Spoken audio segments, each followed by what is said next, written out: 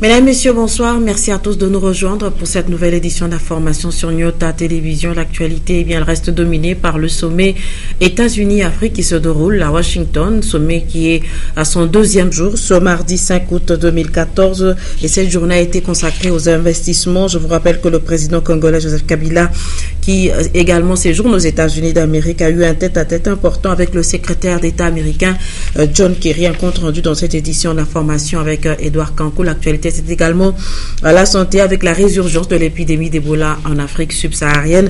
Et justement, pour limiter tout risque de contamination en République démocratique du Congo, le chef de l'État, Joseph Kabila, a doté le Katanga d'un matériel technique. Il s'agit des thermomètres qui seront installés à l'aéroport de la Loano, sur le site frontalier de Kasumbalesa, mais également dans la ville de Kalemi. Je vous le disais que l'actualité reste dominée par le sommet États-Unis-Afrique. Sommet se porte hier lundi à Washington et qui a son deuxième jour ce mardi 5 août 2014. Et cette journée a été consacrée aux investissements avant le grand dîner prévu à la Maison-Blanche et au centre donc des débats, le renouvellement de l'AGOA, qui est l'accord de libre-échange entre les États-Unis d'Amérique et le continent africain.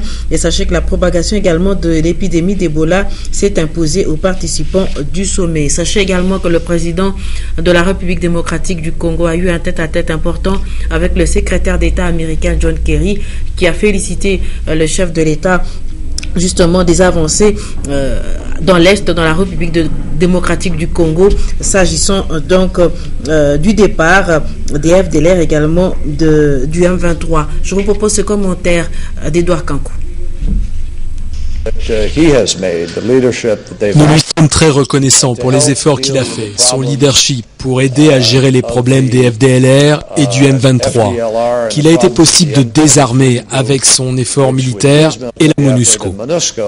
Ce processus continue et c'est un processus qui finira par aider à apporter la paix et la stabilité dans la région.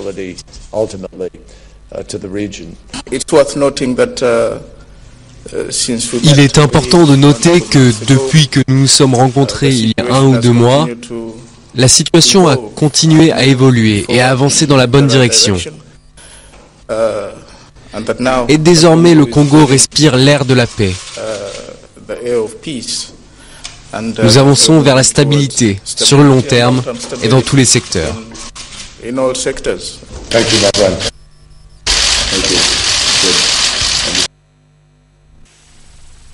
Et vu la résurgence de l'épidémie d'Ebola, sachez que ce sujet s'est invité au sommet de l'Union des États-Unis et Afrique, suite donc au risque qu'il faut limiter, les risques de contamination de l'Ebola qu'il faut limiter en République démocratique du Congo. Le chef de l'État, Joseph Kabila, a doté la province du Katanga de 3 thermomètres qui seront placés à l'aéroport, à la cité frontalière de Kasumbalesa, également dans la ville de Kalemi. Le gouvernement provincial du Katanga a ajouté à ce kit des atomiseurs pour la désinsectisation, également la dératisation des camions. La présentation de ce kit a eu lieu ce 5 août 2014 par le docteur Pablo Ngouej, qui est en charge justement le programme de l'hygiène aux frontières. Léon Magouamunga. De l'eau des kits médicaux réceptionnés au programme de l'hygiène aux frontières figurent 3 thermomètres thermiques, dont du chef de l'État, destinés à être implantés à l'aéroport de la Loano, à la cité frontalière de Kasumbalesa et à Kalemi, et ce, en vue de prélever la température de toute personne qui entre au pays. C'est le docteur Dieudonné Ngouej qui a la responsabilité de faire fonctionner ces instruments médicaux, tels les atomiseurs et les fumigateurs. Ceci en vue de détecter et lutter contre la fièvre hémorragique d'Ebola qui fait l'actualité en Afrique. Pour mener à bon port cette campagne, des frigos, des glacières, des poubelles, des chaises roulantes et autres lits et matelas seront installés à l'aéroport, à Kasumbalesa et même à Kalemi pour la mise en quarantaine de toutes les personnes malades. L'installation de tous ces instruments précités aura lieu à partir de la semaine prochaine. Outre la santé, parlons également économie. Il s'agit de la hausse du prix en ce moment du sac de ciment dans la ville de Lubumbashi. Le sac se vend désormais à 18 000 voire à 18 500 francs congolais au lieu de 15 500 francs congolais. Une situation qui serait dû à un arrêt de machine dans la cimenterie de Ndola, une ville zambienne. L'usine fournit, je vous le rappelle, ce produit combien précieux pour la construction à de nombreux opérateurs économiques congolais. Jean-Paul Malimba, Janine Bouchou. Cette hausse du prix d'un sac de ciment de 50 kg est une réalité sur le marché à Lubumbashi depuis un temps. Un sac qui s'est vendu il y a 2 jours à 16 000 francs congolais revient actuellement à 18 000, 19 000 francs congolais, voire plus. À la base de la rareté de ces matériaux de construction due à l'interruption de la production du ciment d'une usine de la Zambie, expliquent ces commerçants. Ce même ciment coûtait il y a quelques jours à 14 000, 15 000. Maintenant, il y a un monté là de 14 à 18 500. Où allons-nous? Pourquoi cela? Mais que le gouvernement puisse quand même aider, afin que nous puissions pallier à cette situation. Sur le marché Katangé, le ciment coûte 18 500. C'est pratiquement impossible. Pourtant, nous avons Simacat ici. Le bout est là. Si nous produisons localement, ce ciment coûterait moins cher pour permettre le Congolais à bien construire sans difficulté. Il y a quelques jours là, à Kasumbalesa, pour faire sortir du ciment, c'est tout un problème. En tout cas, qu'on trouve une solution à ce sujet-là. Parce qu'à la lui où vont les choses, on est en train de torturer les Congolais. Et ce n'est pas bien.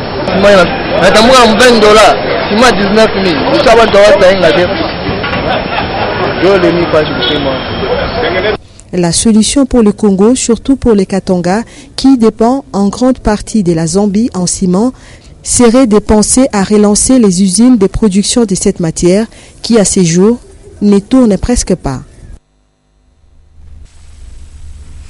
Des jeunes des différents pays africains se sont récemment réunis à Johannesburg, en Afrique du Sud, pour parler de la résolution de conflits, mais également de la paix. 4e du nom, cette conférence a eu lieu du 25 au 26 juillet 2014 et le MJDD y a été représenté par M. Félim Benga.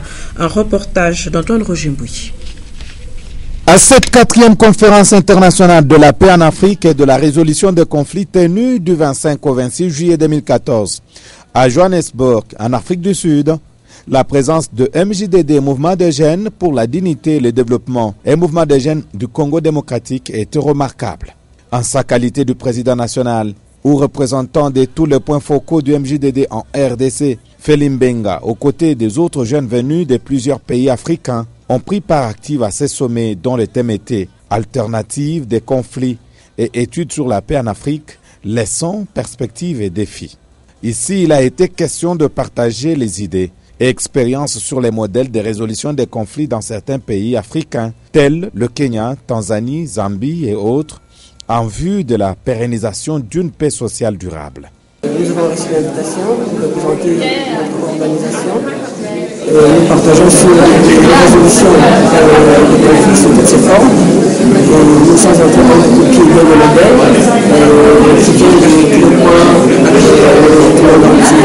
Je crois que c'est une belle expérience et nous allons aussi développer ce message dans toute la jeunesse, au niveau du Congo, dans notre province, notamment dans Lubumbashi. Donc c'est vraiment très riche parce qu'il y a des gens qui sont venus bien des pays et avec eux nous allons échanger en termes d'expérience comment résoudre les conflits, comment faire asseoir le climat de paix en n'importe quelle situation. Donc pour moi c'est très bénéfique. Un partage d'idées enrichi par des arguments et exposé des éminents orateurs venus des États-Unis d'Amérique, d'Afrique et d'autres continents. Ainsi, la conférence a identifié les meilleures pratiques, les défis communs et les perspectives, et ce dans le cadre de la dynamique de la croissance pour une renaissance africaine.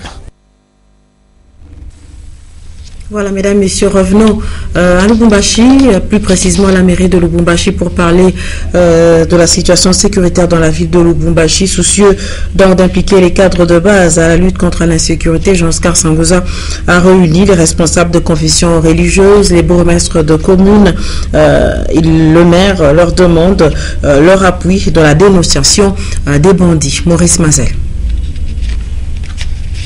La salle Wantanchi de l'hôtel de ville de Lubumbashi a abrité une importante réunion à laquelle les responsables de plusieurs secteurs de la vie étaient conviés pour matérialiser tant soit peu le programme du gouvernement provincial du Katanga. D'entrée des jeux, le maire Jean-Oscar Sangouza Mutunda a salué le dévouement des bourgmestres de communes et du superviseur urbain des parkings qui ont accueilli et accompagné dernièrement nos compatriotes qui étaient refoulés du Congo-Brazzaville. Par la suite, le maire de Lubumbashi a abordé l'aspect sécuritaire, invitant la population louchoise à la vigilance tout azimut.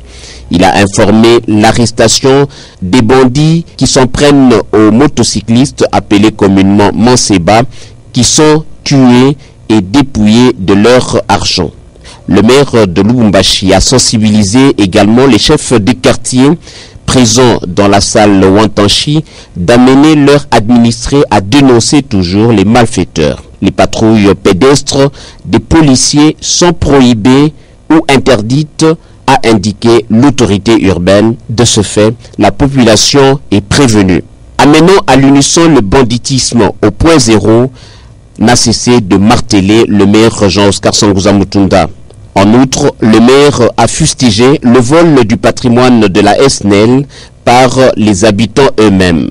Il a déploré également la vente du chanvre à Lubumbashi. Il a instruit par la suite les bourgmestres de communes de s'impliquer encore davantage pour éradiquer tous ces réseaux où l'on consomme l'alcool prohibé.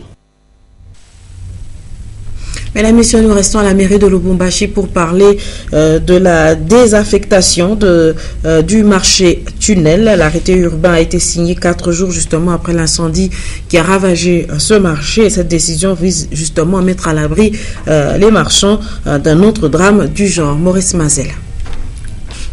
Dernièrement, un incendie a consumé le marché tunnel dans la commune de Kampimba. Il restait de peu que la flamme endommage même les entrepôts du voisinage. Certains écologistes louchois présument que l'environnement immédiat était longtemps menacé par l'emplacement du marché, avec tous les effets corollaires que les marchés publics engendrent souvent à Lubumbashi par rapport à l'insalubrité et à l'insécurité tard dans la nuit. Aujourd'hui, au terme de l'incendie, quelques langues se délient et persistent à dire que l'exposition des marchandises aux environs du tunnel de Lubumbashi met en danger la vie des marchands eux-mêmes. Depuis lors, l'autorité urbaine Jean-Oscar Sangouza Mutunda a pris la ferme résolution de désaffecter tout bonnement le marché tunnel pour éviter qu'à la longue, un désastre similaire, incalculable d'ailleurs, ne soit plus déploré. Les vendeuses et vendeurs du marché à tunnel sinistrés à ce jour et leur comité de gestion vont poursuivre leur activité de négoce cette fois-ci au marché de Plaine dans la commune de Kampimba toujours. Cette mesure du maire de Lubumbashi vise simplement l'encadrement des marchands. En effet, le marché de Plaine a suffisamment de la place pour accueillir les sinistrés du marché tunnel. Et pour mieux se rapprocher de ces clients qui aiment la lecture, la librairie Mediapol a ouvert un nouveau shop. Il est situé au croisement des avenues Kassavoubou et des usines. Les manuels scolaires, des bandes dessinées et autres ouvrages sont vendus à un prix abordable et la porte est ouverte à tous. Un reportage de Linda Lukalou et Chris Odia. C'est depuis 1914 que la famille paulinienne est au service de la nation congolaise à travers la librairie Mediapol. Pendant 100 ans, cette maison du livre a assuré la fourniture des livres, bibles, revues, romans, bandes dessinées et manuels scolaires à prix abordable. Ainsi, Mediaspol a décidé d'étendre son adresse pour plus d'accessibilité aux amoureux de la lecture. Bon nombre de nos choix connaissent la librairie Mediapol qui se situe au niveau de la route Kassapa vers l'université. Voilà, Mediapol en tant que maison d'édition, imprimerie et librairie a eu le souci d'être plus proche de ses lecteurs et lectrices, raison pour laquelle nous avons bien voulu mettre un autre point de vente Mediapol en plein centre, au cœur même de la ville de Lubumbashi. Alors j'invite à tous les choix, à tous les lecteurs bien sûr le choix et le choix de bien vouloir visiter les rayons de Mediapol et ils verront bon nombre de livres de différentes catégories avec ces livres. La nouvelle librairie Mediapol est située au croisement des avenues des Usines et Kassavubu. Retrouvez-y les auteurs comme Zamenga Batukezanga avec ses romans écrits dans un style clair. Et pour les parents qui préparent la rentrée scolaire, les manuels scolaires à bon prix, vous ne les trouverez que chez Mediaspol. Voilà, mesdames, messieurs, nous restons dans le giron de l'Église catholique pour vous lire ce communiqué qui nous vient de l'archevêché de Lubumbashi. Son Excellence, Monseigneur Jean-Pierre Tafunga, archevêque métropolitain de Lubumbashi, porte à la connaissance de tous les fidèles catholiques que contrairement à ce qui avait été annoncé dans toutes les églises de Lubumbashi, l'arrivée de son Excellence Monseigneur Adolfo Tito Ilana, nonce apostolique en République démocratique du Congo, est reportée au vendredi 8 août 2014 à 16h30. Comptant sur la bonne compréhension de tous, son Excellence Monseigneur l'archevêque invite à nouveau les membres de l'église Famille de Dieu de Lubumbashi à venir nombreux accueillir avec joie son Excellence Monseigneur le nonce apostolique sur le perron de la cathédrale Saint-Pierre et Paul. Ce communiqué est signé de l'abbé Mukoko Kinteta Tanganyika qui est le chancelier adjoint. La Bralima vient de lancer un nouveau produit sur le marché louchois. Il s'agit de Férouz, qui est une boisson rafraîchissante à base de malt et également de fruits. Le Férouz est en bouteille de 50 centilitres et se vend à 900 francs congolais. Edouard Kankou. Il s'appelle Férouz, c'est nouveau né au sein de la gamme des produits Bralima section de Lubumbashi. La cérémonie de lancement de ces produits a eu lieu ce mardi 5 août 2014 au siège même de la Bralima en présence de plusieurs invités. Tout est parti du mot de circonstance prononcé par Alain Mawik, directeur des sièges à Braliment, qui a fait savoir que Férouz à Lubumbashi est né du besoin des consommateurs des produits Braliment. C'est un produit conçu à la demande de nos nombreux consommateurs du Canada. Sincèrement, nous vous demandons de l'accueillir avec passion et de le déguster avec volonté. J'ai dit et je remercie. Il sera complété par Hakim Ilunga, chargé de marketing, qui parle de cette boisson rafraîchissante à base de malt et fruits, à l'instar de l'ananas et de la pomme. Cette boisson à base de malt et au goût des fruits se présente sous deux saveurs, savoir pomme et ananas, dans une bouteille en plastique de 50 centilitres. Férouz est perçu établir un nouveau type de malt, catégorie de boissons sur le marché de la République démocratique du Congo, en offrant une combinaison unique de fruits et de malt. Viendra alors le tour de Anouk, représentante Férouz internationale, qui, à travers une rétroprojection, a expliqué à l'assistance le contenu de Férouz. Après le discours, tout le monde a dégusté Férouz, question de prendre connaissance de ce nouveau produit qui vient de s'ajouter sur la liste des autres produits Braliment. Ces premiers consommateurs de Férouz sont devenus par conséquent ses ambassadeurs à Lubumbashi, à en croire Anouk, représentante Férouz internationale. Voilà, mesdames, messieurs, avant de nous quitter, je m'en vais également vous lire ce communiqué de presse qui nous vient de l'entreprise MMG Kinsevere. La direction de MMG Kinsevere a le plaisir d'annoncer et de confirmer l'effectivité de la bourse d'études pour l'année académique 2013-2014 qu'elle octroie aux étudiants de second cycle de l'université de Lubumbashi.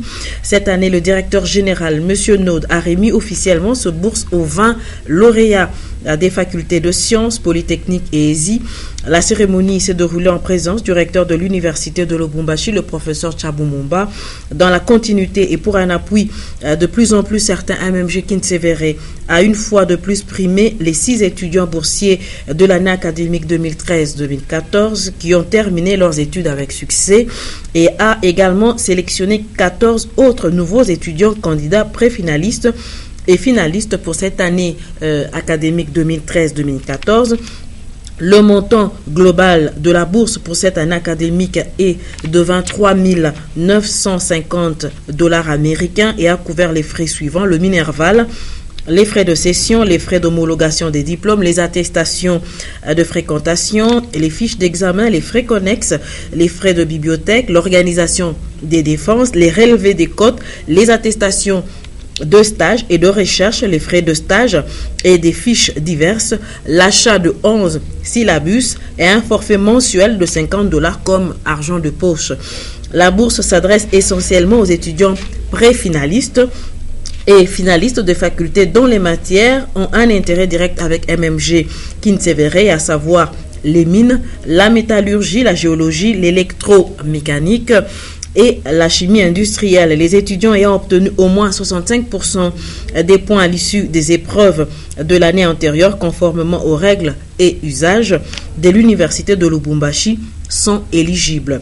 Par la même occasion, MMG annonce l'organisation d'un forum de l'emploi et des métiers pour l'année académique 2013-2015 à l'intention des finalistes et préfinalistes de l'université de Lubumbashi. Le forum de l'emploi MMG est l'endroit idéal pour être remarqué par l'un des meilleurs employeurs de renommée internationale. Les étudiants sélectionnés obtiendront un contrat permanent ou bénéficieront d'une inscription au programme de MMG Graduate Programme. Et une fois de plus, Kintsevere est heureuse de contribuer à l'éducation et à la formation des hauts cadres de l'industrie minière du Katanga et exhorte les autres candidats potentiels à redoubler d'efforts pour bénéficier de cet appui substantiel. Voilà, mesdames, messieurs, c'est la fin de cette édition d'information. Merci de l'avoir suivi. Très très bonne suite à tous de programmes sur Nyota Télévision. Au revoir.